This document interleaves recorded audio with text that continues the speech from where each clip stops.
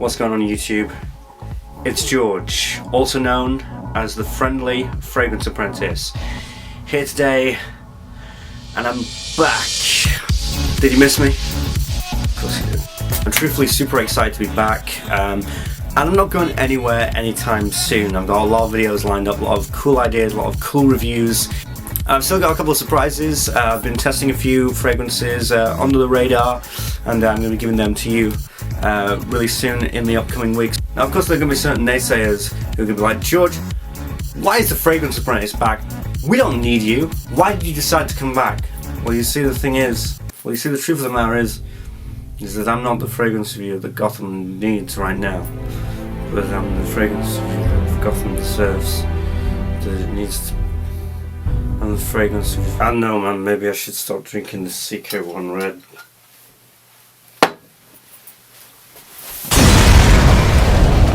Another thing is, I'm truly thankful for all the views, all the support. It's been absolute madness. The top 10 spring summer is upping to 4,000 views. That is ridiculously crazy. A lot of people have been messaging me about a certain fragrance. People have been wanting to know my opinion about it. People have been wanting to know why I like it so much. I'm wearing it today.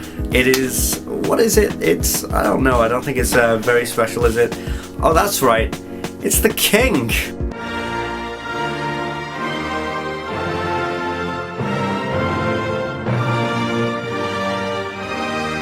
Bvlgari Man Extreme.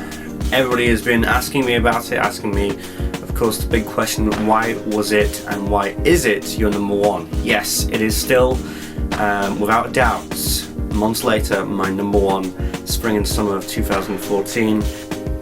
If you are into Chanel Le Homme Spa, if you're into Dior Homme Spa, Bvlgari Aqua, which is basically a prototype to this, all those kind of fragrances that have a marine quality to it, that have like a fresh, almost kind of citrus marine quality, but it also has like a spiciness to it, like a kind of a cheesecake type of fragrance.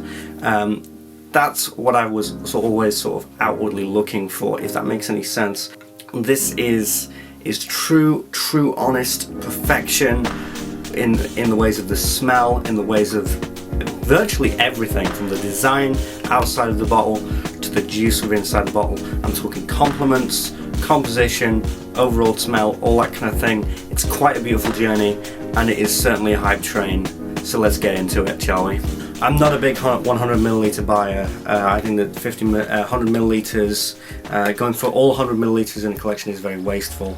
But I do wish that I'd got 100 milliliter of this. It actually looks a lot better than this this little dinky 60 milliliter. This looks like a little kind of free Happy Meal toy that you get with McDonald's. It's very similar to the original. This is of course a flanker to Bvlgari Man, which is clear glass, but this is like a silver, trying to look metallic in the same respect as like a Le Homme Spa and a Dijon Blanche, but of course it's glass. Embossed Bvlgari. Very nice detailing. That's one of my favourite things about this little cap thing here. Black and white, of course, gives the depiction of just straight up style, like a suit and tie, that kind of a thing. So very straightforward, streamlined designer style. Box is pretty standard, but still very nice. Almost has sort of like an Aventus, kind of like mimicking that leather or texture kind of thing going on here. So for those of you who are recently subscribed to my channel, this is how I do the overall smell. I've already got Bvlgari Man Extreme sprayed on there. I'm going to give my right arm a fresh spray there, and then I'm going to sort of visually show you what I'm smelling, so hopefully you get a real sort of roundabout idea of what this smell is and whether it will appeal to you or not.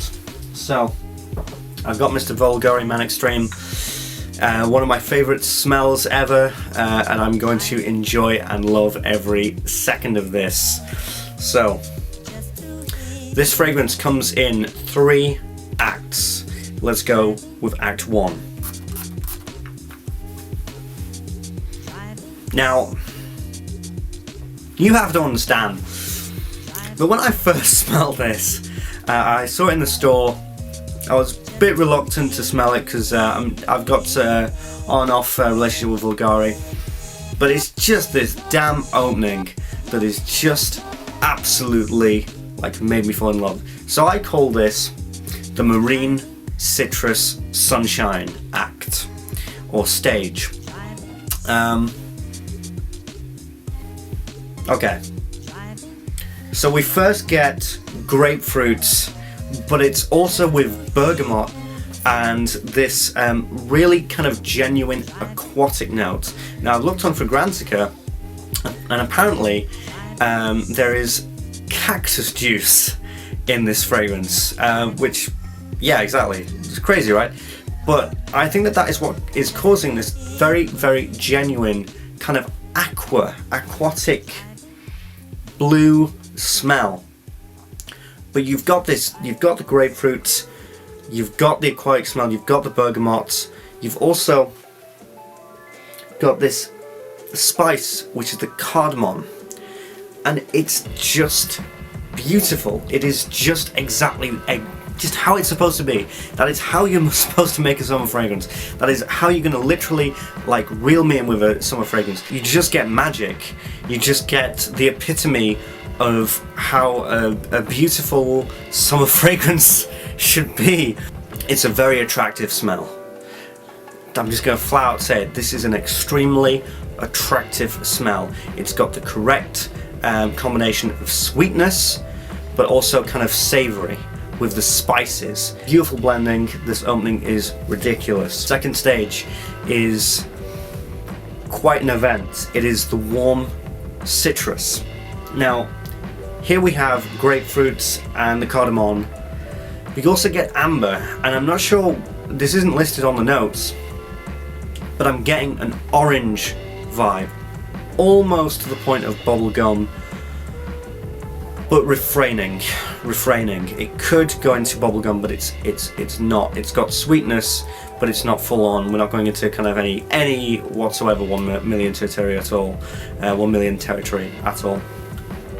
But the amber warms it, and that sounds strange, but it just gives it a bit of an extra depth. It makes it more. It solidifies the vibe of like a very solid kind of fragrance, very kind of like anchored person who's wearing it. That's what the amber does. Absolutely fantastic. Got a lot of textures going on here. The citrus is still very sophisticated. It's still got a very kind of tangy, almost going to the point of neroli kind of a smell. You know, that kind of almost bitter lemon. But I think that's actually the bergamot and the grapefruit combining together. At this point, I'm having way too much fun. So let's get to the dry down. And the dry down is a vetiver, but it's actually the type of vetiver that I like. Think Tom Ford grey vetiver. Actually, in fact, go more for Sativa by Duetto, which is a beautiful scent in itself. It's certainly not completely like that, but the vetiver is almost that kind of, you know, the kind of the soapy type when they do it that kind of a way. That is with the amber. There's lingering citrus, but it's a very vague citrus. You can't really pinpoint what kind of smell it is. You don't know whether it's going for orange or lemon. So it's probably honestly just a grapefruit. You get a very, very nice vetiver finish, very warm, woodsy dry down, and it's very, very pleasant. So that's it, and it was amazing from start to finish. I can't wait to do it again. But yeah, this thing has got everything to make it a compliment getter and to be an attractive fragrance. It's got all the right ingredients in a literal sense. It's got the sweetness that kind of lends itself to almost like a bubblegum vibe, but still refrains itself. It's got the neroli kind of citrus, bitter, old school cologne kind of citrus going on, and it's also got the nice depth and warmth with the amber and the vetiver. This is what it is all about, sir. Now, unfortunately, sometimes with fragrances as beautiful as that, it can be a bit too good to be true, and there's got to be a catch. And the catch with Bvlgari Man Extreme to me is the very, very unreliable and very spotty performance issues. Now, fragrances like this are infamous actually for having like, you can't smell it but other people can smell it. So that can be a bit of a problem. I've had to engage that, but it's still very, very spotty. It's still very, very all over the place. Allure Homme Sport has a very similar issue. So as for projection, there are no complaints. This is absolutely what I'd want out of this kind of fragrance. Great ciliage. Not amazing, great ciliage. And the only issue with that is that's the first hour and a half to 2 hours. Then it does sort of reel itself back in, and you do have to kind of lean in. Longevity is the issue with this fragrance, and that's why it cannot have a perfect 10, even though I so dearly, dearly, dearly wanted to give this a perfect 10.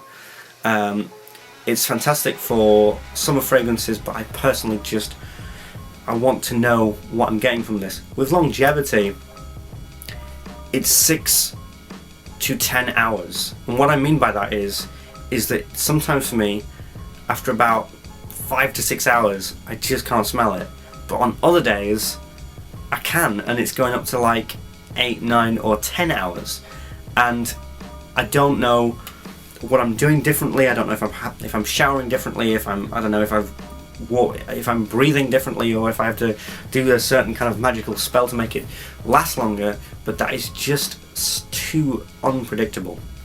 It's very, very annoyingly unpredictable. So what I'd say is that with Bvlgari Man Extreme, I cannot give you a truly reliable picture of what the longevity is. Maybe not even the projection. You have to test it on yourself. It's one hell of a ride. It's a beautifully made scent, but if you're very interested, you might get lucky. But I think with a fragrance like this, I don't know why, but I think it's going to be a roll of the dice. I think that you're going to have people saying that it's 12 hours plus beast mode, and I think that you're going to get other people who say that it's 4 to 6 hours. The verdict, I've got a couple ideas about Bvlgari Man Extreme. What I think is that this was Bvlgari Aqua. Now, this is quite similar to Bvlgari Aqua, but it just does everything that Bvlgari did wrong, right. Whereas as soon as I smelt this, I was reminded of Bvlgari Aqua and the problems that I have with it. Bvlgari Aqua is not a bad fragrance, but it's just a bit all over the place for me, and I don't think that it smells very pleasant. I think that it's too overly synthetic. The marine notes, the aqua quality of it is just so damn synthetic. It's so cheap, but it's like it's got a good idea for a smell. It's a good blueprint for what a smell could be. But Alberto Moreles, I hope I'm pronouncing that right, but Alberto, damn son, maybe you were inspired by Bvlgari Aqua. Maybe in your head you had an idea to reinvent it or something like that. I could be wrong. Maybe it had nothing to do with Bvlgari Aqua, but it's just like the ultimate perfected version of that fragrance. For me, it just came at a time where I was kind of sick of all the usual summer fragrances, and I wanted something that had a good bit of depth and had no messing around and wasn't too fun. I am a massive summer fragrance fan, but some of these summer fragrances can be absolute jokes. They can be fun and games, they can be marketing fun and games, and of course that's why they have such a bad rap in the end, because of stupid shit like CK1 Summer. It's overly designer, boring, run-of-the-mill, by-the-numbers summer fragrances that are released every year.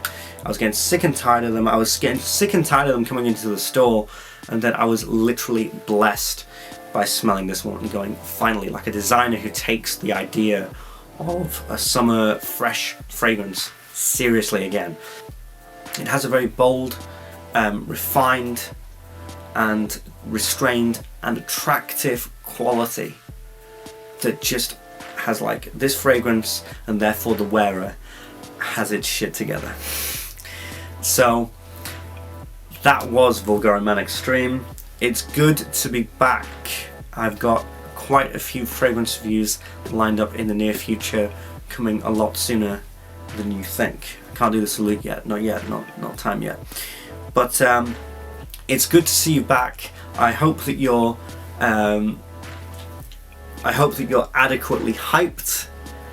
So go forth and discover this treasure. Who knows, tomorrow somebody might be commenting, George, you're an absolute idiot. You shouldn't have drank in that CK1 Red. I'm the Fragrance Apprentice, and I'm out.